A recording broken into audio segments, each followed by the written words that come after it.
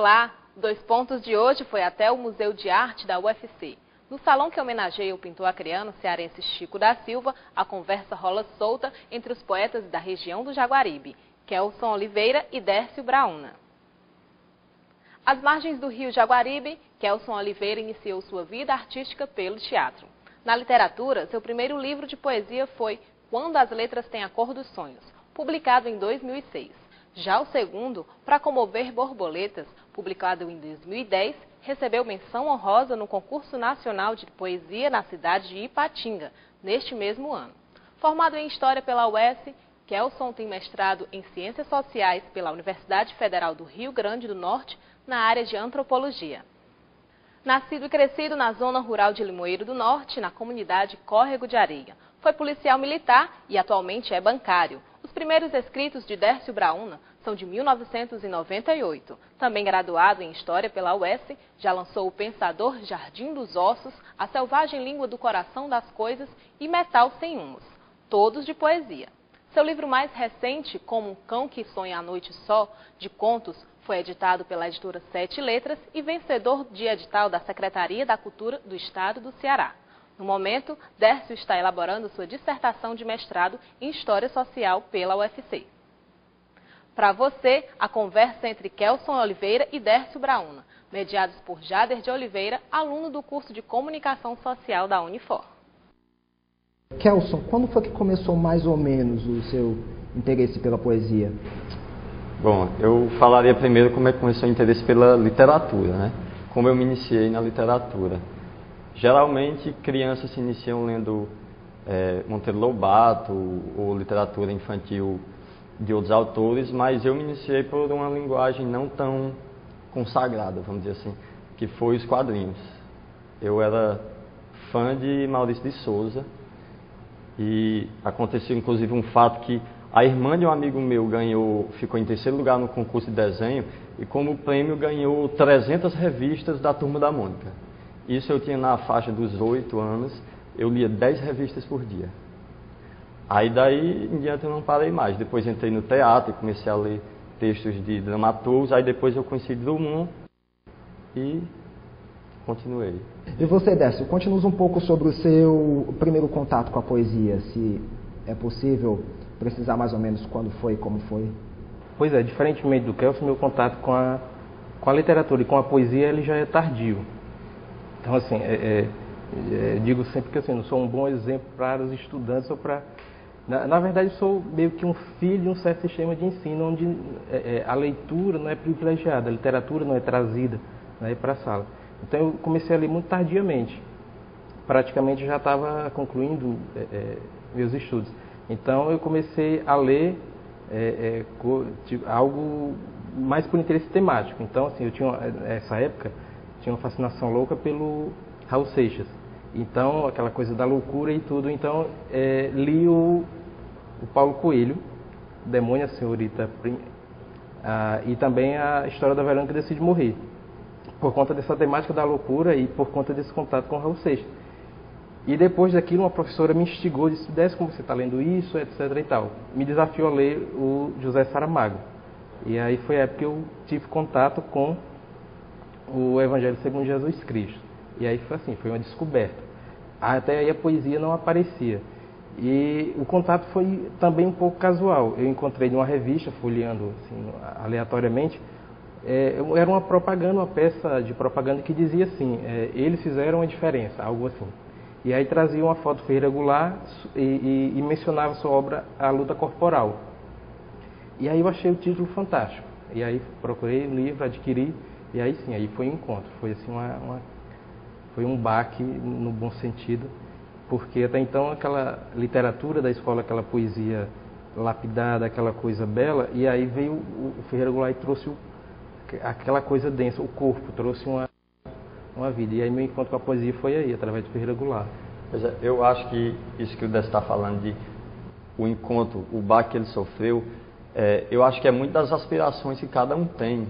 Porque, por exemplo, eu lia muitos cronistas na adolescência, e lia Ariano Suassuna no teatro, e lia Fernando Sabino e gostava. E escrevia poesia, mas aí eu faço igual a Ferreira Goulart numa entrevista, quando perguntaram o que ele escrevia no começo, quando foi, aí ele começa a narrar os primeiros poemas que escreveu, aí ele diz assim, mas isso aí era besteirada. Ele disse. Aí depois eu escrevi um poema para a Pátria, isso aí também era besteirada. E durante um bom tempo, até a adolescência, eu enquadraria as coisas que eu escrevia nesse rol aí. Geralmente iniciante escreve poesias românticas ou de cunho, né, crítica social. Claro que a gente pode fazer isso depois de amadurecer e tudo, mas é comum sempre no início ser isso, né? Ou então poesias de desabafo emocional. O baque que eu vim sofrer se deu muito depois em poesia, foi quando eu conheci o Manuel de Barros.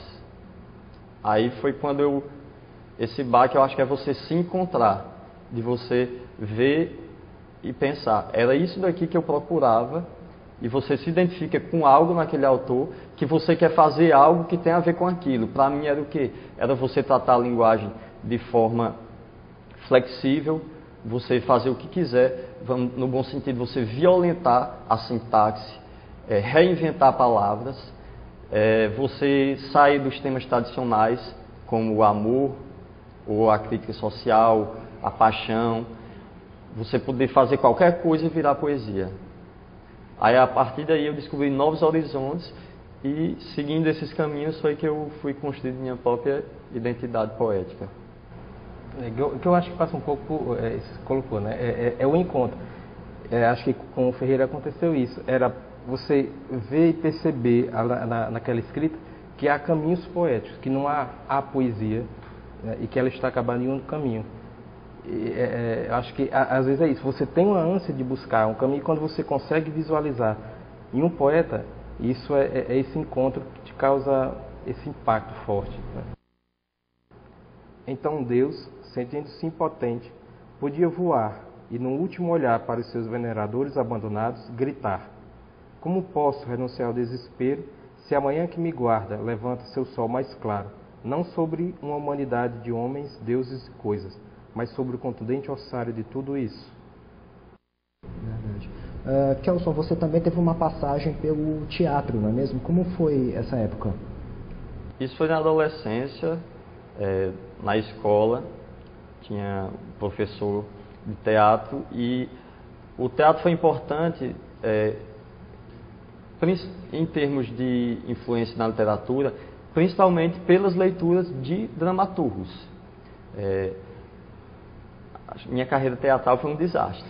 No entanto, o que ficou foi a leitura de Nelson Rodrigues, de Ariano Suassuna, do Tesouro da Nau Catarineta, inclusive a escrita de uma peça, de 2 peças que eu tive que fazer.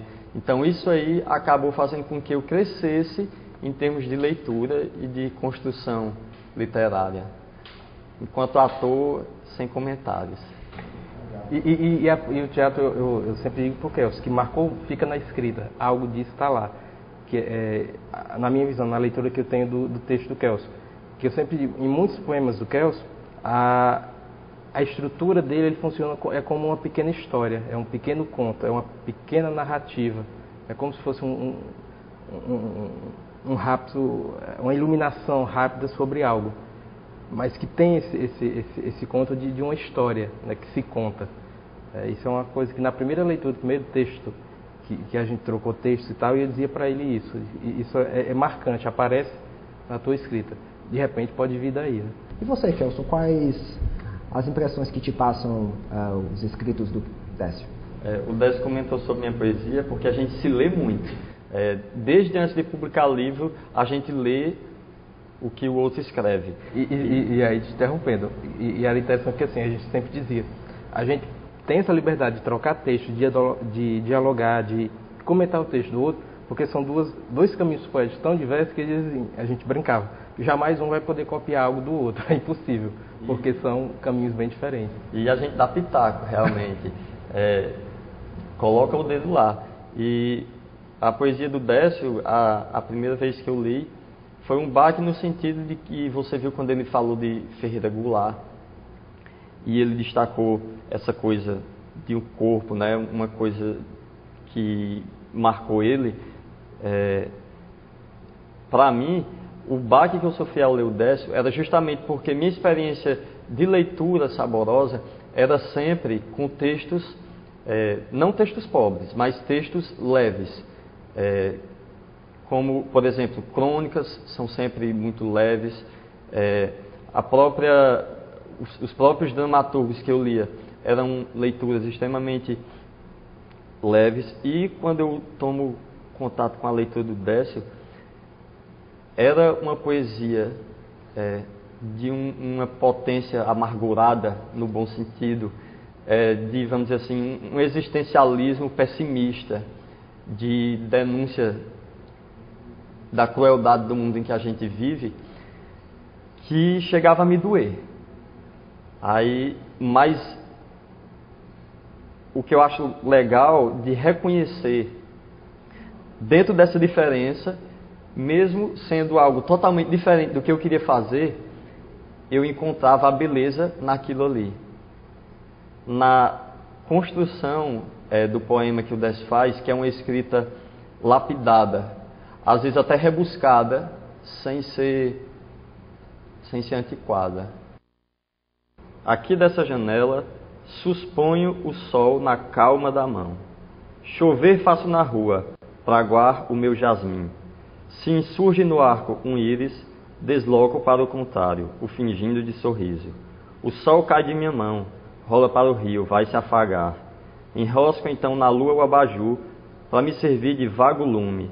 O quarto clareira pouco muito. Na penumbra não me olho no espelho, mas reflito-me. Nada me proíbe de tudo. 2 centímetros de mim são o bastante para encher de avesso um dia inteiro.